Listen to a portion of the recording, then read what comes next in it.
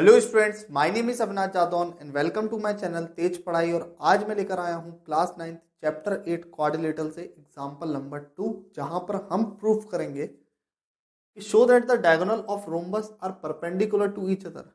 इसका कहने का मतलब है कि किसी भी रोम्बस में अगर डायगोनल आ रहे हैं और एक दूसरे को काट रहे हैं, तो जिस जगह पर वो काट रहे हैं वो एंगल 90 डिग्री बनेगा। देखिए, तो ये एक रोम्बस है, एबीसीडी एक रोम्बस है जिसमें आपको दो डायगोनल दे रखे हैं, एक एसी और एक आपको दे रखा है बीडी।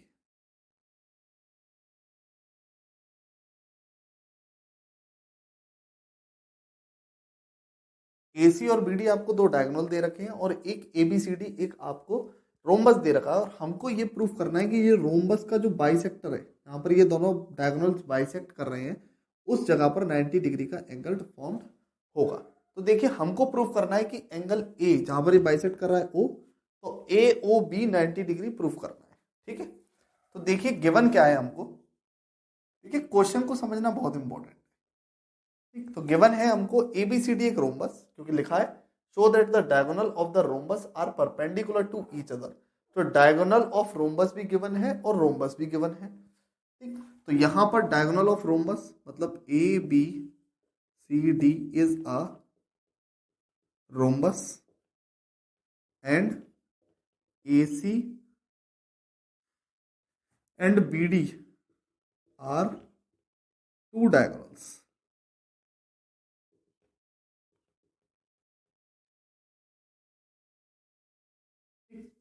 सबसे पहले एबीसीडी एक रोम्बस गिवन है हमको और AC BD are two diagonals given है। ठीक, प्रूफ क्या करना है, लिखेंगे टू प्रूफ। टू प्रूफ में लिखना है कि angle A O B 90 degree, तो लिखेंगे angle A O B is equal to 90 degree. अब आपको मालूम है कि डायगोनल्स बाइसेक्ट किस पे कर रहे हैं, ओ पॉइंट पर कर रहे हैं। ठीक है, तो यहां पर दो ट्राइंगल्स हमको दिख रहे हैं, एक दिख रहा है ए ओ डी और दूसरा लिख रहा है ए ओ बी। तो इन दोनों ट्राइंगल्स को हम क्या कर लेंगे, कॉन्ग्रुएंट कर लेंगे। तो हमें प्रूफ की तरफ स्टार्टिंग करनी है। तो प्रूफ लिखते ही आपको सबसे पहले दोनों ट्राइंगल्स को ले लेना है। In triangle A O D and triangle A O B, AOD और एओबी दोनों ट्राइंगल्स हमने ले लिए। अब आपको मालूम है ट्राइंगल्स में सबसे पहले जो आपको दिख रहा है वो दिख रहा है एंगल, वो side OD is equal to OB. अब जरा समझिए थोड़ा सा, पहले साइड में मैं बताता हूं आपको कि जो रोम्बस होता है ना, इसमें रोम्बस की प्रॉपर्टी के साथ साथ पैरेललोग्राम की प्रॉपर्टीज भी होती है। अब पैरेललोग्राम्स की क्या प्रॉपर्टी होती है, तो पैरेललोग्राम्स की एक प्रॉपर्टी होती है जिसमें लिखते हैं डायगोनल बाइसेक्ट ईच अदर। इसका मतलब होता है कि जो डायगोनल्स होते हैं ना वो बाइसेक्ट ईच अदर होते हैं, मतलब आपस में इक्वली कट होते हैं। मतलब कि O A is equal to O C और O B is equal to O D. तो उसी तरीके से हमने यहां पर जो सबसे पहला पॉइंट लेंगे वो लेंगे O D is equal to O B. यहां पर ले लिया O D is equal to O B. और क्यों लिया है, क्योंकि ये क्या है, रोम्बस की प्रॉपर्टी है। तो ए बी सी डी, तो लिखेंगे A B C D is a rhombus, इसलिए लिया हमने। ठीक है, और रोम्बस क्या है, क्योंकि A B C D is a rhombus and rhombus as well as parallelogram. ठीक है, रोम्बस के साथ साथ पैरेललोग्राम भी है। तो यहां पर ओडी इज इक्वल टू ओबी इसलिए लिखा है, समझा मैंने, वहां पर दिया है। अब आपको दूसरी चीज इसमें क्या दिख रही है कि O A is equal to O ए, जो कि तुमको दिख रहा होगा कि क्या है, कॉमन है। तो दोनों में कॉमन आ गया। देखिए, ओ ए डी में भी है और ओ ए बी में भी है। तो इन दोनों ट्राइंगल्स में एक जो साइड है वो कॉमन है। तो O D O A is equal to O A is equal to O A. ठीक है, कॉमन हो गया। अब तीसरी जो होती है वो है कि जो रोम्बस होती है ना, उसका ऑल साइड्स इक्वल होते हैं। क्या होते हैं, ऑल साइड्स आर इक्वल। तो ऑल साइड्स अगर इक्वल होते हैं तो A D is equal to A B. यहां पर लिख देंगे A D is equal to A B. और क्यों लिखा है? क्योंकि A B C D is a rhombus. अगर दोनों तीनों रोम्बस हैं, प्रॉपर्टी मैच कर गई है, तो ये कौन सी प्रॉपर्टी लग रही है ट्राइंगल की? Side side side. तो लिखेंगे by S S S congruence rule से हम कह सकते हैं कि triangle A O D is congruent to triangle A O B. और जब ये दोनों आपस में इक्वल हो गए हैं, ये दोनों आपस में कॉन्ग्रेंट हो गए हैं, तो क्या हो गए? इक्वल हो गए। तो यहाँ पर A O D, angle A O D is equal to angle A O B.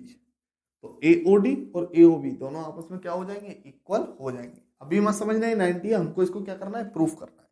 तो अब हमको मालूम है कि जब किसी भी लाइन पर, इस ए बी डी लाइन को मैं ऐसे लिख लेता हूँ बी, और यहाँ पर लिख देता हूँ डी, और इस पर ये लाइन है, तो ये वाला एंगल और ये वाला एंगल मिलकर कितना होगा? 180, बिकॉज स्ट्रेट लाइन है, डी ओ बी का स्ट्रेट लाइन। तो स्ट्रेट लाइन पे क्या बनता है? लीनियर पेयर बनता है। तो हम लिख सकते हैं कि angle D O A plus angle A O B is equal to 180 degree. और ये क्यों लिखा है? बिकॉज ऑफ लीनियर पेयर की वजह से। अब आपको मालूम है ये तो क्या है? लीनियर पेयर है। अब ए ओ बी ए ओ डी के बराबर है, तो हम ए ओ बी क्या है? ए O D A O B के बराबर है। ए ओ डी यहाँ पर ये ए ओ डी है, डी ओ ए लिख लो चाहे ए ओ डी लिख लो, बात एक ही है। तो डी ओ ए लिखा हुआ है जो कि किसके बराबर है? ए ओ बी के बराबर है। तो यहाँ पर लिख लेंगे A O B plus angle A O B is equal to 180 degree. अब ये ए ओ बी क्या हो जाएंगे? 2AB, 2 angle A O B is equal to 180 degree. अब आपको मालूम है 2 इधर जाएगा, यहां से जब 2 इधर जाएगा तो angle A O B is equal to 180 upon 2 which is equal to 90 degree. तो यहां पर हमको मिला कि angle A O B equal to 90 degree. ये हमारा क्या होगा? इसका एंगल होगा जो कि कितने का है? 90 डिग्री का है। तो यहां पर हमको पता चलता है कि जो रोम्बस के डायगोनल्स होते हैं वो कितने एंगल पे कटते हैं? 90 डिग्री के एंगल्स पे कट होते हैं। हमको मालूम तो था ही, लेकिन प्रॉपर्टीज को प्रूफ करना भी जरूरी है। तो ये वाली 90 तो ये भी 90, ये 90 तो ये भी 90। अब ये बताइए कि ये 90 तो ये कैसे 90 हुआ? ये 90 इसलिए हुआ क्योंकि वर्टिकल अपोजिट एंगल की वजह से। तो हम लिख सकते हैं कि एओबी जैसे 90 हुआ, वैसे ये सारे एंगल्स आपस में क्या है? 90 डिग्री के। ठीक, तो सिमिलरली करके आप लिख सकते हो कि सिमिलरली एओबी से ही इक्वल हो जाएगा DOC is equal to COB is equal to BOA. देखिए कैसे, जैसे आपने ये कर लिया AOB is equal to 90 degree, तो आपको लिखना है उसके बाद सिमिलरली, ये शब्द का इस्तेमाल करना है। उसके बाद आपको जो एंगल बच रहे हैं ये आपने निकाल लिया 90। अब आपको B O C, C O D और डी ओ ए, तो सबसे पहले लिखा बी ओ सी, लिखा angle B O C is equal to angle C O D, angle C O D is equal to angle D O A, लिखेंगे D O A is equal to 90 degree. और ये क्या हो गया? हमारा proof हो गया।